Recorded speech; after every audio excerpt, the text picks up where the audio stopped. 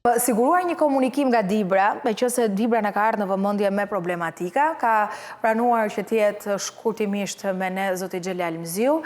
Përshëndetje, zoti Mziu. Përshëndetje dhe faleminderit për ftesën. Faleminderit ju që gjitët kohën, besoj pasi fushate intensive dhe me probleme. Si paraqiten situata sot? Ta nisim nga sot një herë për pjesëmarrjen, çfarë perceptimi keni, pastaj të ndalemi tek ato incidentet ku është qelluar dhe me armë. Sot është një ditë vërtet shumë e veçantë, jo vetëm duke qenë një ditë votimesh, por shoh një pjesëmarrje masive kudo që shkoj, shoh qytetarë të cilët janë në radhë për shkuar për të votuar dhe normalisht shoh qytetarë të cilët shkojnë me shpresë për të bërë ndryshimin. E kuptojmë. Zoti Mziu, tani t'ju pyes për ngjarjet e mbrëmshme, ne kemi përcjell e pamje dhe sigurisht edhe pjesë e paneleve kanë qenë këtu me diskutime. Çfarë ka ndodhur atje? Normalisht kanë tentuar gjatë gjithë këtyre ditëve që kaluan për të krijuar problematika, sepse e kanë lexuar hapur mbështetjen masive Partisë Demokratike, kanë tentuar të përdorin parat në këmbim të votës, kanë tentuar të përdorin intimidimin e votuesve nga administrata dhe ndërkohë kanë tentuar për siç ishte nata e parambrëmshme, por dhe e mbrëmshme për shpërndar para në këmbim të votave. Sidoqoftë ajo ka qenë ajo përpritja fundit, sepse sot është një ditë në cilën e kanë pamundur për t'ia tjetërsuar, po themi, mendjen qytetarëve. Zoti Mziu, ju po akuzoheni për vetëgjyqësia atje. Tani ideja është kuptojmë ku janë, çfarë veprimesh keni bërë ju dhe ku janë SPAK-u, prokuroria, policia? Nuk e kuptova këtë fjalën vetëgjyqësi. Në kuptimin që janë ndaluar automjetet, unë e kam dëgjuar sot që po shkohet, po shkohet në raste ku ka incidente, ja më dëgjoj që të mos ta marrësh për mbrapsht. Po bëhet vetëgjyqësi në kuptimin që po e mbroni vetë. A mund të komunikoj apo ta mbyll? Jo, pse do e mbyllësh, po dëgjoj. Sepse nuk mund të bësh, po themi, fjalor të cilët nuk është përdorur. Sfari duhet të them që eksponent Partisë Socialiste kanë shpërndar parat.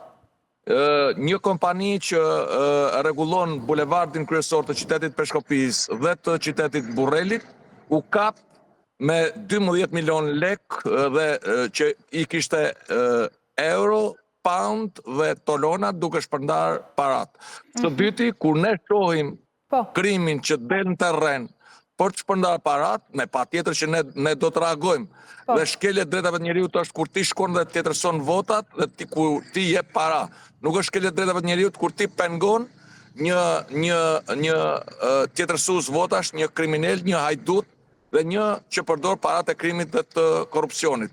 Kështu që ato ishin përpritjet e fundit. Do t'ju them që vetëm ditën e sotme, paktën unë jam këtu në zonën e Maqëllarës dhe që ka filluar ajo grushti midis kandidatëve të Partisë Socialiste ose të Rilindjes për votat tyre personale ose ndaj personave që janë në këtë zonë, sepse kërkojnë votat tyre personale dhe kjo është një betejë, apo përdorimi i armëve, po prap nuk është pjesë e opozitës, po është pjesë e mazhorancës. Kështu që realiteti ky është që qytetarët e Qaku Dibrës e kanë bërë zgjedhjen e tyre, po shkojnë të qetë pavarësisht tentativave të kësaj qeverie në ikje, që i kanë ngelur edhe pak orë, dhe normalisht kanë bërë zgjedhjen e tyre duke shkuar, duke votuar numrin 1 dhe duke votuar për tallmën e tyre dhe për zhdukjen e krimit, korrupsionit dhe për një Shqipëri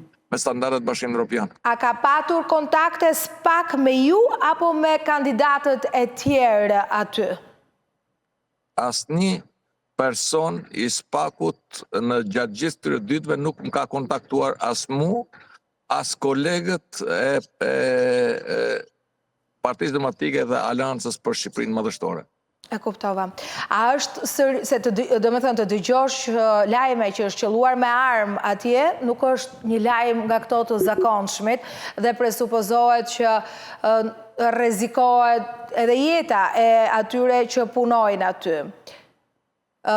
Ideja është, ndoshta dhe pak qaste e kam zëmëzio i cili është në Maqellar, doja vetëm të dija, a është situata e qetë sot? Pra, e kam zotim Zio? Zotim po thoja, kur ne u njohëm me lajmin që ati është qelluar me armë, është shumë e rrezikshme se arma s'dihet se si çfarë mund sjellë. Tani, ideja është sot. Është më tepër kur arma përdoret nga policia dhe arma përdoret nga persona të lidhur me kandidatët e Partisë Socialiste, është shumë e rrezikshme. Dhe për këtë besoj që organet e drejtësisë po tentojnë për t'i shkuar deri në fund, por ajo çfarë është e rëndësishme është që të paktën nuk pati viktima dhe ndërkohë sot po themi qytetarët e Qakut Tibrës po e kthejnë në një fest të ditë të rëndësishme tyre, duke marrë pjesë masivisht në votim dhe ndërkohë duke dhënë kontributin e tyre për rrëzimin e kësaj qeverie.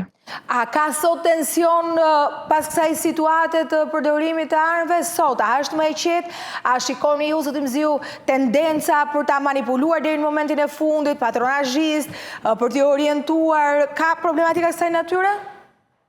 Ka në disa nga qendrat e votimit janë stacionuar administrata dhe persona, po tentojnë për të përdorur influencën e tyre. Në 2 qendra votimi dhe njëherë kandidat. Gjithmonë nga Maqellara është pak problem me sinjalin. Po, shkojmë dhe njëherë, nëse e kemi si sinjal, vetëm pak qaste për të kuptuar si është situata sot. Dhe vërehet në fakt edhe tensionin, sa zotim Ziu as nuk arriti që të më dëgjonte deri në fund, pak më parë. Duke që pas ka tension, unë e shoh edhe nga ajo çfarë Po ndajmë, po zotim Ziu, ndjes, se shkëputet sinjali që s'është në dorën tonë. E thash dhe pak më përpara që kandidati i Partisë Socialiste ka filluar që të hakmerret, po themi, ndaj personave brenda Partisë Socialiste, kështu që këto ngelen lajme, po themi të kronikës zezë janë brenda kampit të mazhërancës që edhe pak orë kanë ngelur për të kthyer në opozitë. E kuptova. Mirë, unë s'po të pyes për gjë tjetër që mos bëjmë ne i gabim dalim fushat se s'na lejohet. Uroj shumë që të shkojë ashtu siç ju e parashikoni. Ju uroj dhe fitore, të njëjtën gjë do të bëja me çdo njëri që do e kisha në fakt në transmetim për qenë unë korrekt, dhe ajo që ne urojmë dhe duam nga Dibra është që gjithçka shkojë mirë. Zotim Ziu, ja lejon një pyetje Saminezës se më thotë që do të bëj një pyetje, ke mundësi? Po, Reza. Përshëndetje, zotim Ziu. Policia si ka reaguar në rastet kur ju i keni informuar ata për dyshime se ka blerje votash apo trukim votash? Policia pothuajse për herë fillon dhe reagon me vonesë, pastaj tenton për të përdorur makinacione për zvarritjen e çështjeve dhe së treti jo pak herë luan rol në tjetërsimin e provave, sidoqoftë ne nuk kemi shumë kohë dhe kemi tentuar që të mos konsumojmë shumë kohë, po themi për të ngelur pas këtyre strukturave, pasi ne po kemi tentuar gjatë gjithë kohës për të komunikuar me qytetarët, për t'ju shpalosur platformën qytetarëve dhe ndërkohë për t'ju dhënë, po themi, atë mbështetjen e tyre që të shkojnë masivisht në kutinë e votimit dhe të votojnë me zemër. Si është pjesëmarrja? Si është pjesëmarrja në gjykimin tënd? Ka një pjesëmarrje të mirë, absolutisht jam i bindur që do të kemi maksimalizim të pjesëmarrjes në raport me zgjedhjet e kaluara. Faleminderit zotim Ziu. Shpresoj të kemi për lajme të mira tani dhe mos kemi më lajme nga kronika. S'janë jo vetëm për Dibrën, por për as nuk i rrin i gjithë procesit.